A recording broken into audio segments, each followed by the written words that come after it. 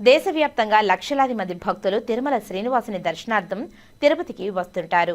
ఏడాదికి 150 కోట్ల రూపాయలు ఆదాయం వస్తున్న తిరుపతి రైల్వే స్టేషన్ అభివృద్ధిలో జాప్యం జరుగుతుందని, యుద్ధ ప్రాతిపదికన అన్ని హంగులతో అభివృద్ధి చేయాలని టీడీపీ విజనరీ గ్రూప్ నాయకులు బుజ్జిబాబు నాయుడు, వేణుగోపాల్ రెడ్డిలు డిమాండ్ చేశారు. తిరుపతి ప్రెస్ క్లబ్లో శనివారం ఉదయం జరిగిన మీడియా సమావేశంలో వారు మాట్లాడారు. తిరుపతిని బాలాజీ డివిజన్ ఏర్పాటు చేయాలని, Pakala railway station railway wagon ఏర్పాటు చేయాలని వారు డిమాండ్ చేశారు. ప్రస్తుతం తిరుపతికి విజయవాడ, గుంటూరు, విశాఖపట్నం, గుంతకల్ డివిజన్లు ఉన్నాయని, కొత్తగా మరో డివిజన్ ఏర్పాటు చేయాలని వారు తెలియజేశారు. తిరుపతి రైల్వే స్టేషన్ 2-3 ప్లాట్ఫామ్లు సరిగ్గా లేవని, వాటిని అభివృద్ధి చేయాలని అన్నారు. దీంతో 500 మందికి ఉపాధి కల్పించడానికి వీలవుతుందని అన్నారు. తిరుపతి రైల్వే స్టేషన్ పరిపాలనా సౌలభ్యం కోసం బాలాజీ రైల్వే డివిజన్ తప్పనిసరిగా ఏర్పాటు చేయాలని వారు తెలిపారు.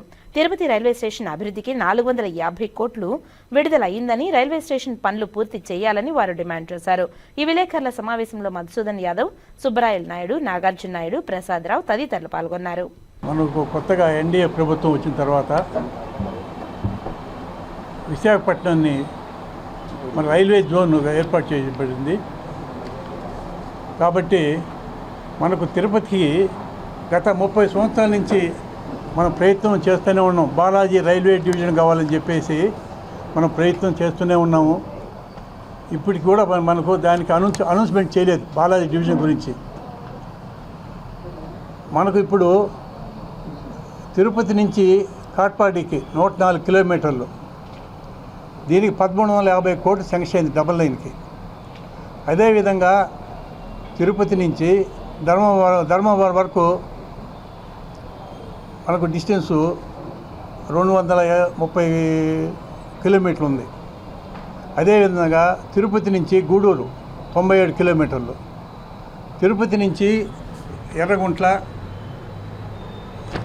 అదేవిధంగా తిరుపతి నుంచి మనకు అన్ని దగ్గరలకి ట్రైన్ కనెక్షన్స్ ఉండాలి.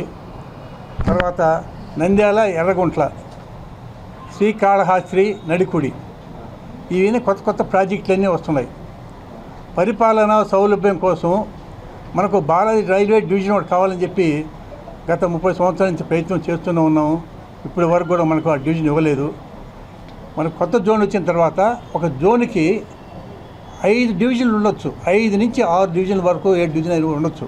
ఇప్పుడు మనకు 4 డివిజన్లే ఉన్నాయి. మనకు విజయవాడ డివిజన్ ఒకటి ఉంది, గుంటూరు డివిజన్ ఒకటి ఉంది, వాల్టేజ్ డివిజన్ ఒకటి ఉంది, అంటే విశాఖపట్నం, గుంతకల్ డివిజన్, 4 డివిజన్లే మనకు ఉండేది.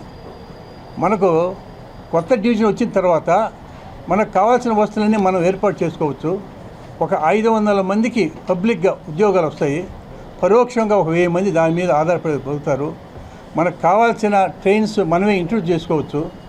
తిరుపతికి లక్షలాది యాత్రికులు వస్తున్నారు కాబట్టి వాళ్ళకి కావాల్సిన వస్తువులు ఈరోజు ట్రైన్లో వెయిటింగ్ లిస్టులో ఉన్న ప్యాసింజర్ లిస్టులో కూడా అన్నీ కంప్లీట్ చేసేదానికి ఎక్స్ట్రా బోగీలు కూడా మనం వేసుకునే దానికి వస్తువు ఏర్పడుతుంది. Tirupati railway station international world class mall స్టేషన్గా తీర్చిదిద్దాలని ఎప్పటి నుంచో ఆలోచిస్తున్నారు మన గవర్నమెంటు. కానీ ఇప్పటి వరకు అది ఫుల్ఫిల్ కాలేదు. తిరుపతి రైల్వే స్టేషన్కి 450 కోట్లు శాంక్షన్ అయింది. 450 కోట్లు వర్క్ జరుగుతూ ఉంది. స్టేషన్ చాలా డిలే అవుతూ ఉంది. ప్యాసింజర్లు కూడా చాలా ఇబ్బంది పడుతున్నారు. అదేవిధంగా ప్లాట్ఫారాలు కూడా చాలా చిన్నగా ఉన్నాయి. 2వ నెంబరు 3వ నెంబర్ ప్లాట్ఫారం అయితే వెడల్పు చాలా తక్కువగా ఉంది. పబ్లిక్ చాలా ఇబ్బంది పడుతున్నారు. మనకు అదేవిధంగా మనకు దగ్గరగా పాకాల రైల్వే స్టేషన్ ఉంది. పాకాల రైల్వే స్టేషన్ ఇంతకుముందు జంక్షన్గా ఉండేది. పాకాల రైల్వే స్టేషన్లో మనకు అంతకుముందు లోకల్ షెడ్ ఉండింది. ఇప్పుడు దాదాపు 1000 ఎకరాల పాకాల్లో ఉంది. మనకు ఈ పాకాల్లో వచ్చి మనకు తిరుపతిలో కోచ్ ఫ్యాక్టరీ ఒకటి ఉంది. వ్యాగిన్ ప్రాజెక్ట్ పెట్టుకోవచ్చు. పాకాల్లో రైల్వే వ్యాగిన్ ప్రాజెక్టు మనకు పాకాల్లో కావాల్సిన వస్తువులన్నీ ఉన్నాయి. 1000 ఎకరాల స్థలం ఉంది మనకు. కాబట్టి పాకాల రైల్వే స్టేషన్ని కానించి ఆ ల్యాండ్ను తీసుకొని మనం రైల్వే వ్యాగిన్ ప్రాజెక్టును పాకాల పెట్టుకుంటే కొన్ని వేల మందికి ఉపాధి కలుగుతుంది. అక్కడ మనకు మన బాలాజీ డివిజన్లో కొత్తగా ఒక గూడ్స్ వ్యాగన్ ఫ్యాక్టరీ పెట్టుకునేదానికి అవకాశం ఏర్పడుతుంది. అదేవిధంగా తిరుపతి రైల్వే స్టేషన్లో భక్తిభావం పెంపొంచేటట్టు ఓం నమో వెంకటేశాయ అని ఇంతకుముందు పెడుతున్నారు.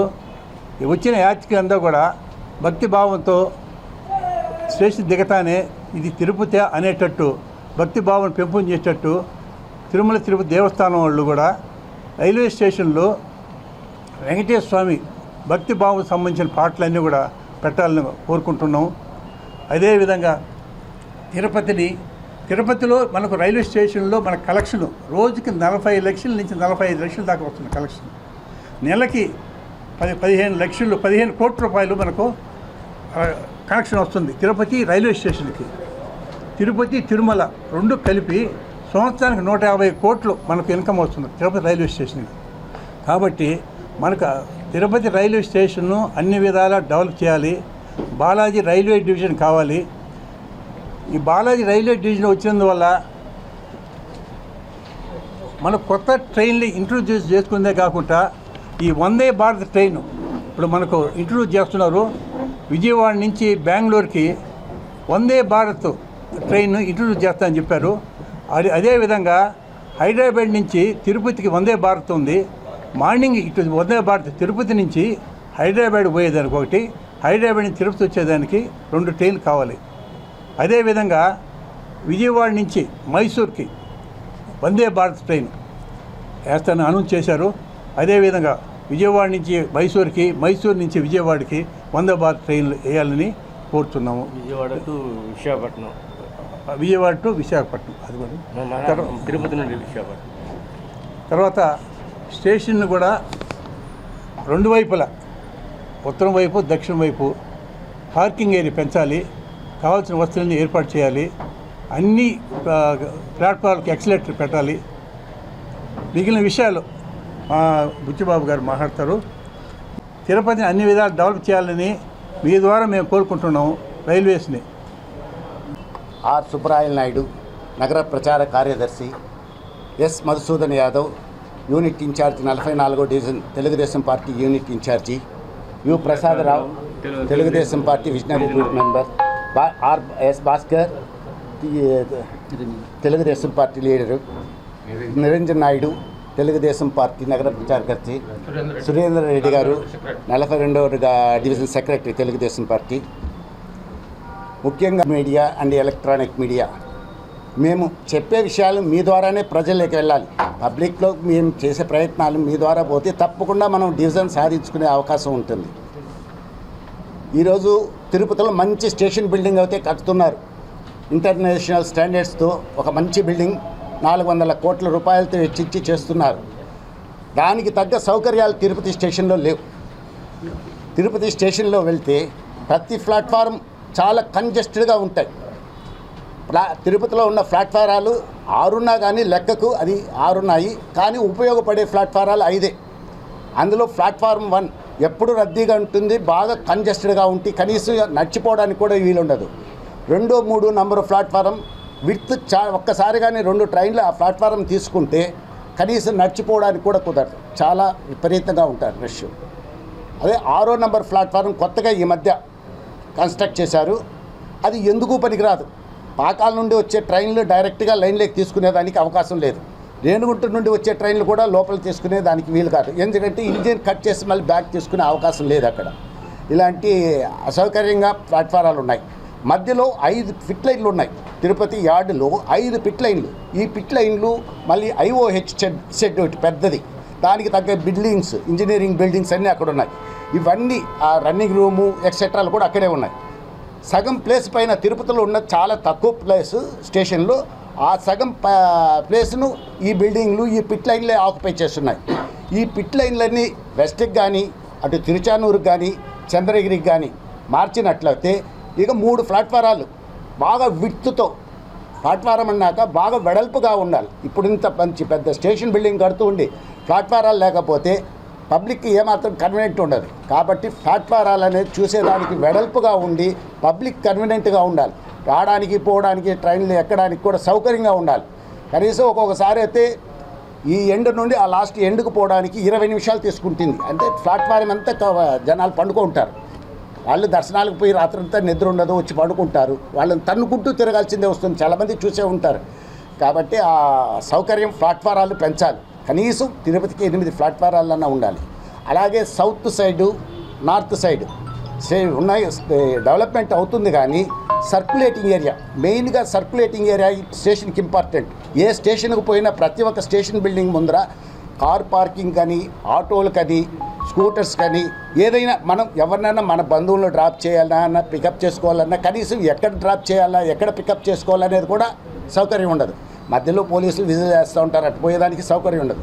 కాబట్టి సర్క్యులేటింగ్ ఏరియా బాగా డెవలప్ చేసి ప్రతి ఒక్కటి విడిగా పార్కింగ్ చేసుకునేటట్టు, ట్యాక్సీ వాళ్ళు సపరేటు, ఆటో వాళ్ళు సపరేటు, కార్ పార్కింగ్లు, ఆటో ఇది ఏదైనా కానీ సపరేట్గా పార్కింగ్ చేసుకునే సౌకర్యాలు కల్పించే విధంగా ఉండాలి. ఒకప్పుడు డివిజన్, గుంటకల్ డివిజన్లో 1000 కిలోమీటర్ లైన్ ఉండేది, ఇప్పుడు 2000 కిలోమీటర్ల దాకా పెరిగింది, డబుల్ అయినాయి. ప్రతి ఒక్కటి డబుల్ అవుతున్నాయి. From Renigunta to Guntakal doubling complete పూర్తయిపోయింది. కనీసం అక్కడ 300 కిలోమీటర్ లైన్ పెరిగింది. అలాగే తిరుపతి టు కాట్పాడి ప్రోగ్రెస్ జరుగుతుంది, డబ్లింగ్ తొందరలోనే టెండర్ పిలిచి అది ఒక 104 కిలోమీటర్స్. పాకాల టు ధర్మవరం 227 కిలోమీటర్లు. ధర్మవరం టు గుంటకల్ అది ఒక 150 కిలోమీటర్. కొత్తగా కొన్ని ప్రాజెక్టులు జరిగాయి. ఓబులవారిపల్లి టు కృష్ణపట్నం ప్రాజెక్ట్ అది 125 కిలోమీటర్లు దాకుంది. ఎర్రగుంట్ల టు నంద్యాల కొత్త లైన్ ప్రాజెక్ట్, ట్రైన్స్ కూడా రన్ అవుతున్నాయి. కడప టు బెంగళూరు ప్రాజెక్ట్ ఒకటి జరుగుతుంది. గత వీటిలోనే అయ్యి ఉండాలి. ల్యాండ్ అక్విజిషన్ కాకుండా, ల్యాండ్ అక్విజిషన్ అప్పుడు ప్రభుత్వం ఇవ్వకుండా, ల్యాండ్ మీద ఇంట్రెస్ట్ చేయకుండా ఉండడం దానివల్ల ఆ ప్రాజెక్ట్ నడుస్తూ అలాగే నిలిచిపోయింది. ఇప్పుడు ఈ ప్రభుత్వం, ఎన్డీఏ ప్రభుత్వంలో భూసేకరణ బాగా జరుగుతుంది. త్వరలో ఆ ప్రాజెక్టు కూడా కడప నుండి బెంగళూరు వరకు వయా మదనపల్లి మీద ట్రైన్స్ రన్ అయ్యే తొందరలోనే ఆ వర్కులు కూడా ప్రోగ్రెస్లోకి వస్తాయి. ఇంత డెవలప్మెంట్ అవుతున్న తర్వాత మన తిరుపతిని బాలాజీ డివిజన్గా ఇది చాలా సంవత్సరాలుగా ఫైట్ చేస్తున్న విషయం. బాలాజీ డివిజన్ కావాలనేసింది చాలా సంవత్సరాలుగా మనం ప్రయత్నిస్తున్నాం. కాబట్టి మీరందరూ కూడా మీడియా ద్వారా, మేము ప్రయత్నం చేసేదాన్ని మీరు మీడియా ద్వారా పబ్లిక్లోకి తీసుకెళ్తే ప్రయత్నం తప్పకుండా సక్సెస్ అవుతుంది. గుంటకల్లుకు, తిరుపతికి బాలాజీ డివిజన్ కొత్తగా వాల్తేరు డివిజన్ జోన్లు ఇచ్చారు. జోన్ ఇచ్చిన తర్వాత ఒక డివిజన్ పెంచుకునేదానికి అవకాశాలు ఉన్నాయి. కాబట్టి డివిజన్ అనేది కంపల్సరీగా ఇంపార్టెంట్. అదే రాయల్ చెరువు రోడ్డు నుండి డిఆర్ మహల్ రోడ్డుకి లింక్ ఈ రోడ్డు లేకపోతే అంత పెద్ద స్టేషన్ బిల్డింగ్ కట్టి ఉపయోగం ఉండదు. రాయల్ చెరువు రోడ్డు నుండి డిఆర్ మహల్కు ఒక వెడల్పైన రోడ్డు ఉంటే డైరెక్ట్గా ట్రైన్లు, బస్సులు కానీ, కార్లు కానీ నేరుగా వెళ్ళేటట్టు ఉండాలి. చిన్న ఆటో రోడ్డు ఉంది, అది విడ్త్ చేసి వైడనింగ్ బాగా పెంచి మంచి రోడ్ చేస్తే, అలాగే టీటీడీ వాళ్ళు కూడా మంచి బిల్డింగ్ అక్కడ కన్స్ట్రక్ట్ చేస్తున్నారు. ఇంత పెద్ద స్టేషన్కు అక్కడ కట్టే బిల్డింగ్లకు రోడ్డు అనే సౌకర్యం లేకపోతే ఇది చేసిన ఉపయోగం ఉండదు. ఆ విషయంలో కూడా త్వరలో ఆ రోడ్డును కూడా బాగా వైడనింగ్ చేసి పబ్లిక్ కన్వీనియంట్గా ఉండేటట్టు ఏర్పాటు చేయాలి. తర్వాత భువనేశ్వర్లో 6 ప్లాట్ఫారాలు ఉంటాయి. మంది 3 ప్లాట్ఫారాలు ఉంటే అక్కడ ఒక ప్లాట్ఫారం. ఇప్పుడు వాళ్ళు ఎక్కువ మన రైల్వే మినిస్టర్లు వాళ్ళే, బీహారు, ఒరిస్సా, వెస్ట్ బెంగాలే. అప్పుడు డెవలప్ చేసుకున్నారు. మనకెవరు ఏం లేదు. మన స్టేట్ నుంచి రైల్వే మినిస్టర్ వస్తే కానీ మనకు డెవలప్ కాదు. ఆ లాలూ ప్రసాద్ యాదవ్ గారు వచ్చి కూడా మీటింగ్ పెట్టుకున్నారు, పాకాలలో అన్నారు కానీ ఏం చేయలేదు. పాకాలలో గుంటకల్ తర్వాత ఎక్కువ రైల్వేకి చెన్నైలో ఏం చేస్తుందంటే బేషన్ బ్రిడ్జి కాడ నుంచి ఫార్మేషన్ మొత్తం బేషన్ బ్రిడ్జికి పోతుంది.